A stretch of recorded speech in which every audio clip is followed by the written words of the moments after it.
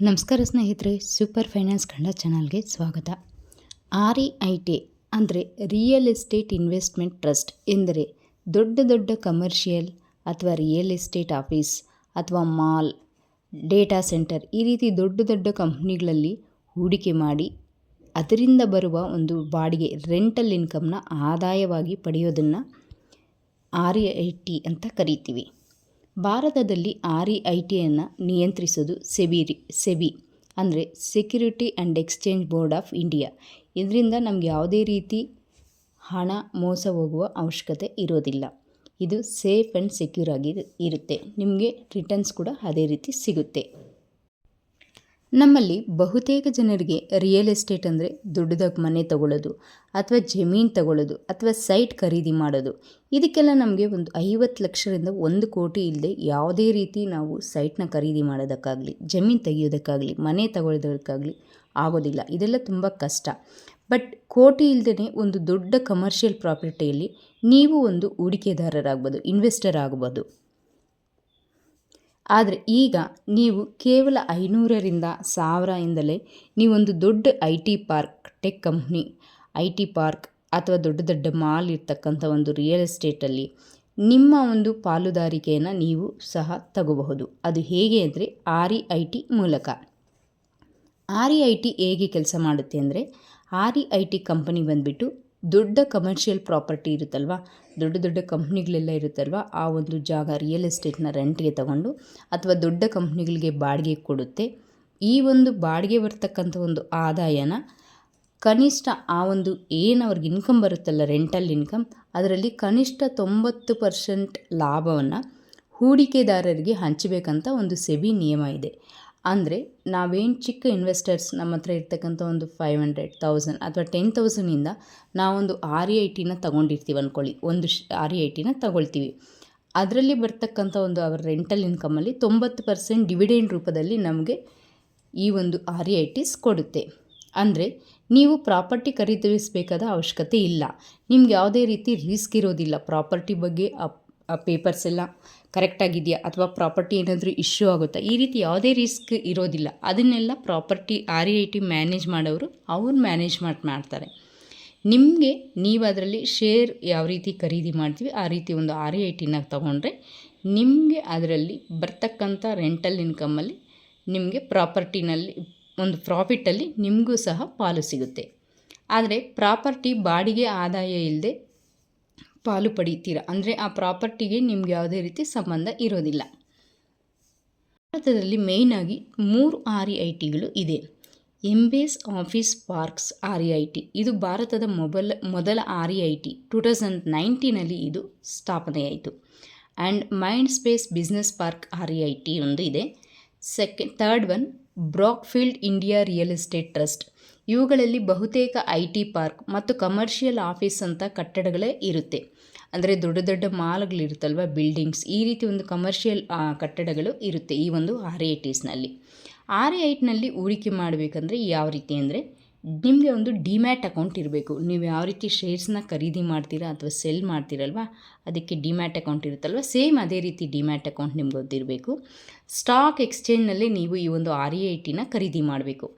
Stock exchange ಅಂದರೆ NSE ಅಥವಾ BSE, ಈ ಒಂದು 2 ಸ್ಟಾಕ್ ಎಕ್ಸ್ಚೇಂಜ್ನಲ್ಲಿ ಲಿಸ್ಟ್ ಆಗಿರುತ್ತೆ.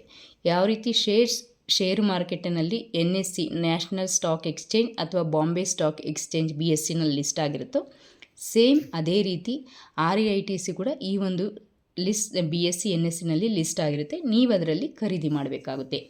ಇದು ಶೇರ್ ಖರೀದಿಸಿದಂತೆ ಸುಲಭ.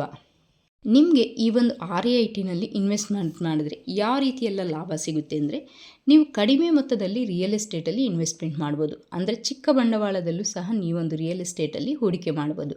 500ರಿಂದ 1000ಇಂದಲೇ ನೀವು ಆರಂಭಿಸ್ಬೋದು. 2 ನಿಯಮಿತ ಆದಾಯ ಅಂದರೆ ಬಾಡಿಗೆ ಮೂಲಕ ಕ್ವಾರ್ಟರ್ ಡಿವಿಡೆಂಡ್ ಕೊಡುತ್ತೆ. ಕ್ವಾರ್ಟರ್ ಅಂದರೆ ಎವ್ರಿ 3 months ಒನ್ಸ್. ಆ ರೀತಿ ನಿಮಗೆ ಕ್ವಾರ್ಟರ್ 3 months ಒನ್ಸ್ ನಿಮಗೆ ಡಿವಿಡೆಂಡ್ ರೂಪದಲ್ಲಿ ಇನ್ಕಮ್ ಸಿಗುತ್ತೆ. ನಿಮ್ಗೆ ಯಾವುದೇ ರೀತಿ ಅವರು ಬಾಡಿಗೆಯನ್ನು ವಸೂಲಿ ಮಾಡ್ತಾರೆ, ನಿಮಗೆ ಡಿವಿಡೆಂಡ್ ರೂಪಾಂತರ ಆ ಒಂದು ಪ್ರಾಫಿಟ್ನ ಹಂಚ್ತಾರೆ. 3 ಲಿಕ್ವಿಡಿಟಿ ಇರುತ್ತೆ. ಅಂದರೆ ಷೇರುಗಳ ಥರ ಇವು ಸಹ ಶೇರ್ ಮಾರ್ಕೆಟಿನಲ್ಲಿ ಟ್ರೇಡ್ ಆಗುತ್ತೆ. ಶೇರ್ ಮಾರ್ಕೆಟ್ ಯಾವ ರೀತಿ ಓಪನ್ ಇರುತ್ತಲ್ವ ಆ ಒಂದು ಸಮಯದಲ್ಲಿ ಈ ಒಂದು REITs ಕೂಡ ನಿಮಗೆ ಟ್ರೇಡ್ ಆಗುತ್ತೆ. ನಿಮಗೆ ಯಾವಾಗ ತಕ್ಷಣ ನಿಮ್ಮ ಒಂದು ಅಮೌಂಟ್ ಬೇಕನ್ಸುತ್ತೋ ಆವಾಗ ನೀವು ಅದನ್ನು ಈಸಿಯಾಗಿ ಸೆಲ್ ಮಾಡಿ ನಿಮ್ಮ ಒಂದು ಅಮೌಂಟ್ನ ನೀವು ತಗೋಬಹುದು. ಇದರಲ್ಲಿ ಲಿಕ್ವಿಡಿಟಿ ಯಾವುದೇ ರೀತಿ ತೊಂದರೆ ಇರೋದಿಲ್ಲ. ಅದೇ ನೀವೊಂದು ಪ್ರಾಪರ್ಟಿನ ತೊಗೊಂಡ್ರಿ ಅಂದ್ಕೊಳ್ಳಿ, ಒಂದು ಜಮೀನು ತೊಗೊಂಡ್ರಿ ಅಥವಾ ಒಂದು ಸೈಟ್ ತೊಗೊಂಡ್ರಿ, ಮನೆ ತೊಗೊಂಡ್ರಿ ಅಂದರೆ ಆದಷ್ಟು ಬೇಗ ನೀವು ಅಂದ್ಕೊಂಡಿದ್ದ ತಕ್ಷಣ ಅದನ್ನು ಮಾರೋದಕ್ಕೆ ಸಾಧ್ಯ ಆಗೋದಿಲ್ಲ. ಇದರಲ್ಲಿ ನಿಮಗೆ ಲಿಕ್ವಿಡಿಟಿ ಪ್ರಾಬ್ಲಮ್ ಬರುತ್ತೆ. ಅದು ಡಾಕ್ಯುಮೆಂಟ್ ವೆರಿಫಿಕೇಷನ್ ಇರ್ಬೋದು ಅಥವಾ ಒಂದು ಪಾರ್ಟ್ನರ್ ಒಂದು ಒಳ್ಳೆ ಕಸ್ಟಮರ್ ಸಿಗಬೇಕಾಗುತ್ತೆ, ಆ ಒಂದು ಒಳ್ಳೆ ಬೆಲೆಗೆ ನೀವು ಮಾರಬೇಕಾಗುತ್ತೆ. ಈ ರೀತಿ ಎಲ್ಲ ಪ್ರಾಬ್ಲಮ್ ಇರುತ್ತೆ. ಬಟ್ ಈ REITನಲ್ಲಿ ನೀವು ಇನ್ವೆಸ್ಟ್ಮೆಂಟ್ ಮಾಡಿದಾಗ ನಿಮ್ಗೆ ಆ ರೀತಿ ಯಾವುದೇ ರಿಸ್ಕ್ ಇರೋದಿಲ್ಲ. ಲಿಕ್ವಿಡಿಟಿ ಈಸಿಯಾಗಿ ಇರುತ್ತೆ.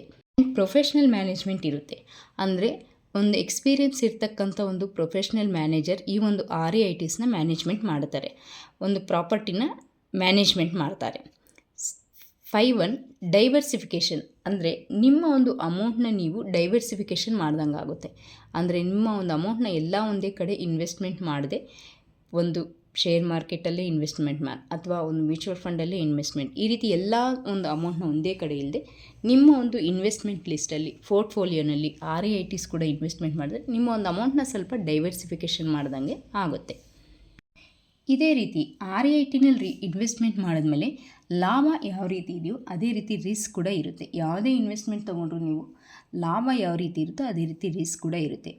ಇದರಲ್ಲಿ ಏನು ರಿಸ್ಕ್ ಇರುತ್ತಂದರೆ ಈ ಒಂದು REITs ಮ್ಯಾನೇಜ್ ಮಾಡ್ತಕ್ಕಂಥ ಒಂದು ಕಂಪ್ನೀಸ್ ಅಥವಾ ಒಂದು ಕಟ್ಟಡ ಇರ್ಬೋದು, ಕಮರ್ಷಿಯಲ್ ಪ್ರಾಪರ್ಟಿ ಇರ್ಬೋದು, ಇದೇನಾದರೂ ಯಾವುದೇ ರೀತಿ ಬಾಡಿಗೆ ಇಲ್ಲದೆ ಖಾಲಿ ಇದ್ದರೆ ನಿಮಗೆ ಬರ್ತಕ್ಕಂಥ ಒಂದು ಡಿವಿಡೆಂಡ್ ಅಮೌಂಟಲ್ಲಿ ನಿಮ್ಮ ಒಂದು ಆದಾಯ ಕಡಿಮೆ ಆಗುತ್ತೆ.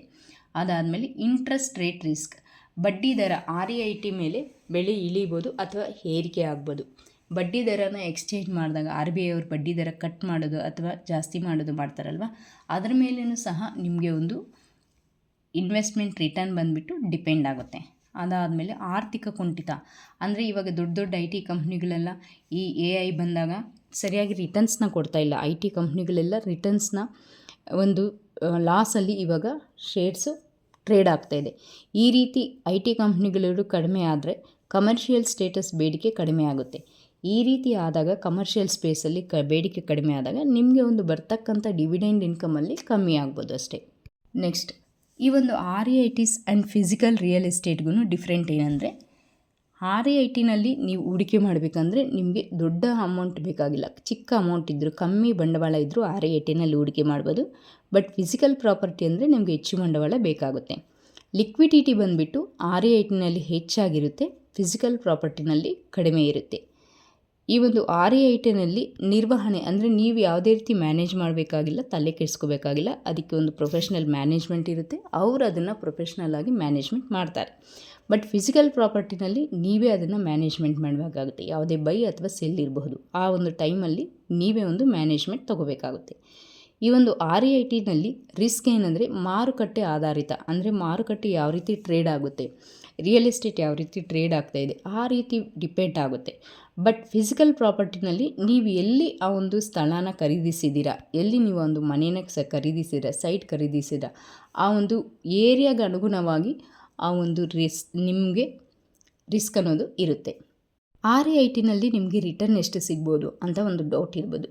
ಈ ಒಂದು ಇಂಡಿಯನ್ REITಗಳು ಸಾಮಾನ್ಯವಾಗಿ 6 to 8% ಈಲ್ಡ್ ಡಿವಿಡೆಂಡ್ ರೂಪದಲ್ಲಿ ನಿಮಗೆ ಕೊಡ್ತಾ ಇದೆ.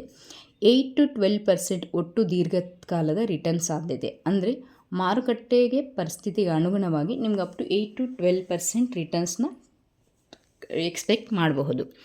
ಯಾರಿಗೆಲ್ಲ ಈ ಒಂದು REIT ಸೂಕ್ತ ಆಗುತ್ತಂದರೆ ಯಾರೆಲ್ಲ ಇನ್ವೆಸ್ಟ್ ಮಾಡ್ಬೋದಂದರೆ ನಿವೃತ್ತರು, ಅಂದರೆ ರಿಟೈರ್ಮೆಂಟ್ ಆಗಿರ್ತಕ್ಕಂಥವ್ರು, ಅವ್ರಿಗೆ ಯಾವುದೇ ರೀತಿ ಒಂದು ರೆಗ್ಯುಲರ್ ಇನ್ಕಮ್ ಬೇಕು ಅಂತ ಎಕ್ಸ್ಪೆಕ್ಟ್ ಮಾಡೋರು ಈ ಒಂದು REITನ ಸೆಲೆಕ್ಟ್ ಮಾಡ್ಕೋಬೋದು. ಅದಾದಮೇಲೆ ಸ್ಯಾಲ್ರಿ ಜನರು ಸಿಪ್ ಮಾದರಿಯಲ್ಲಿ ಖರೀದಿ ಮಾಡ್ಬೋದು. ನಮ್ಮ ಹತ್ರ ಯಾವುದೋ ಒಂದು ರಿಯಲ್ ಎಸ್ಟೇಟಲ್ಲಿ ಇನ್ವೆಸ್ಟ್ಮೆಂಟ್ ಮಾಡೋದಕ್ಕೆ ದೊಡ್ಡ ಅಮೌಂಟ್ ಇಲ್ಲ, ನಮ್ಮ ಹತ್ರ ಕಮ್ಮಿ ಅಮೌಂಟ್ ಇದೆ, ನಮಗೆ ಬರ್ತಕ್ಕಂಥ ಸ್ಯಾಲ್ರಿನಲ್ಲಿ ಒಂದು ಸ್ವಲ್ಪ ಅಮೌಂಟ್ನ ಸೇವ್ ಮಾಡ್ಬೋದು ರಿಯಲ್ ಎಸ್ಟೇಟಲ್ಲಿ ಅಂದರೆ ಸಿಪ್ ಮುಖಾಂತರ ಸಹ ನೀವೊಂದು REITಸಲ್ಲಿ ಇನ್ವೆಸ್ಟ್ಮೆಂಟ್ ಮಾಡಬಹುದು. ನಿಮಗೆ ಡೈವರ್ಸಿಫಿಕೇಷನ್ ಬೇಕಾದರೂ, ಅಂದರೆ ಆವಾಗಲೇ ಹೇಳಿದ್ನಲ್ವ ಮೊದಲಿಗೆ, ಎಲ್ಲ ಅಮೌಂಟ್ ಒಂದೇ ಕಡೆ ಇನ್ವೆಸ್ಟ್ಮೆಂಟ್ ಮಾಡ್ದಿರ ಎಲ್ಲ ಕಡೆಯೂ ಸ್ವಲ್ಪ ಅಮೌಂಟ್ನ ಹಂಚಿ ನಾವು ಇನ್ವೆಸ್ಟ್ಮೆಂಟ್ ಮಾಡಬೇಕು, ನಮ್ಮ ಒಂದು ಅಮೌಂಟ್ನ ಗ್ರೋ ಮಾಡಬೇಕಂದ್ರೆ ಡೈವರ್ಸಿಫಿಕೇಷನ್ಗೂ ಸಹ ಈ ಒಂದು REIT ತುಂಬ ಸೂಕ್ತ. 50 ಲಕ್ಷ ಇಲ್ಲದೇ ರಿಯಲ್ ಎಸ್ಟೇಟ್ ಪಾಲುದಾರರಾಗುವವರು ಈ ಒಂದು RE8ನ ತಗೋಬಹುದು. RE8ನಲ್ಲಿ ಇನ್ವೆಸ್ಟ್ಮೆಂಟ್ ಮಾಡಬಹುದು. ಈ ಒಂದು RE8ನಲ್ಲಿ ಬಂದುಬಿಟ್ಟು 3 ಭಾಗ ಇರುತ್ತೆ. ಯಾವ ರೀತಿ ಅಂದರೆ ಇಂಟ್ರೆಸ್ಟ್ ಅಂದರೆ ಟ್ಯಾಕ್ಸಬಲ್. ಇದರಲ್ಲಿ ಬರ್ತಕ್ಕಂಥ ಇಂಟ್ರೆಸ್ಟ್ಗೆ ನೀವು ಟ್ಯಾಕ್ಸ್ ಕಟ್ಟಬೇಕಾಗುತ್ತೆ. ಈ ಒಂದು RE8s ಇರುತ್ತೆ. ನೆಕ್ಸ್ಟ್ ಡಿವಿಡೆಂಡ್ RE8s ಇರುತ್ತೆ. ಇದರಲ್ಲಿ ಬರ್ತಕ್ಕಂಥ ಒಂದು ಅಮೌಂಟ್ ನಿಮಗೆ ಡಿವಿಡೆಂಡ್ ರೂಪದಲ್ಲಿ ಕೊಡ್ತಾರೆ. ಬರ್ತಕ್ಕಂಥ ಇನ್ಕಮ್ನ ನೀವು ಡಿವಿಡೆಂಡ್ ರೂಪದಲ್ಲಿ ಹಂಚ್ತಾರೆ. ಸೆಕೆಂಡ್ ರಿಟರ್ನ್ ಆನ್ ಕ್ಯಾಪಿಟಲ್ ಅಂದರೆ ಅದರಲ್ಲಿ ಬರ್ತಕ್ಕಂಥ ರಿಟರ್ನ್ಸ್ನ ನಿಮಗೆ ಆ ಒಂದು ಏನು ನೀವು ಇನ್ವೆಸ್ಟ್ ಮಾಡಿರ್ತೀರಲ್ಲ RE8sನಲ್ಲಿ ಆ ಬರ್ತಕ್ಕಂಥ ಇನ್ವೆಸ್ಟ್ಮೆಂಟ್ ಪ್ರಕಾರ ನಿಮ್ಮ ಅಮೌಂಟ್ಗೆ ರಿಟರ್ನ್ ಏನು ಸಿಗುತ್ತೋ ಆ ಅಮೌಂಟ್ನ ನೀವು ಸೆಲ್ ಮಾಡಿ ತಗೋಬಹುದು. RE8 ಅಂದರೆ ಬಾಡಿಗೆ ಆದಾಯ, ಕಡಿಮೆ ಮೊತ್ತದಲ್ಲಿ ಇನ್ವೆಸ್ಟ್ಮೆಂಟ್ ಮಾಡೋದು, ಲಿಕ್ವಿಡಿಟಿ ಹೂಡಿಕೆ, ರಿಯಲ್ ಎಸ್ಟೇಟ್ನಲ್ಲಿ ನೀವು ಇನ್ವೆಸ್ಟ್ಮೆಂಟ್ ಮಾಡಬಹುದು. ಆದರೆ ಬ್ಲೈಂಡಾಗಿ ಯಾವುದೇ ಹೂಡಿಕೆ ಮಾಡಬೇಡಿ. ನಿಮಗೆ ಇದರ ಬಗ್ಗೆ ಸಂಪೂರ್ಣ ನಾಲೆಜ್ ತಿಳ್ಕೊಂಡು ಸಂಪೂರ್ಣ ಒಂದು ಮಾಹಿತಿನ ತಿಳ್ಕೊಂಡು ನೀವು ಸರ್ಚ್ ಮಾಡಿ ಅದಾದಮೇಲೆ ನಿಮ್ಮ ಒಂದು ಡಿಸಿಷನ್ನ ನೀವು ತಗೋಬೇಕಾಗುತ್ತೆ. ಈ ಒಂದು ವಿಡಿಯೋದಲ್ಲಿ ನಿಮಗೊಂದು ಕೊನೆ ಮಾತು ಹೇಳೋದಕ್ಕೆ ಇಷ್ಟಪಡ್ತೀನಿ. ಏನಂದರೆ 1 ಕೋಟಿ ರಿಯಲ್ ಎಸ್ಟೇಟ್ ಖರೀದಿ ಮಾಡೋಕ್ಕೆ ಸಾಧ್ಯ ಇಲ್ಲ ಅಂದರೂ ಸಹ ನಮ್ಮ ಒಂದು ಮಧ್ಯಮ ವರ್ಗದ ಜನರಿಗೆ ಬೇಸರ ಬೇಡ. 1000ಯಿಂದಲೇ ನೀವು IT ಪಾರ್ಕ್ ಮಾಲೀಕರ ಆಗಬಹುದು. ಈ ಒಂದು ವಿಡಿಯೋ ನಿಮಗೆ ಉಪಯುಕ್ತವಾಗಿದ್ದರೆ ಈ ಒಂದು ವಿಡಿಯೋನ ಲೈಕ್ ಮಾಡಿ, ಸಬ್ಸ್ಕ್ರೈಬ್ ಮಾಡಿ ಹಾಗೂ ನಿಮ್ಮೆಲ್ಲ ಸ್ನೇಹಿತರಿಗೂ ಶೇರ್ ಮಾಡಿ. ಧನ್ಯವಾದ.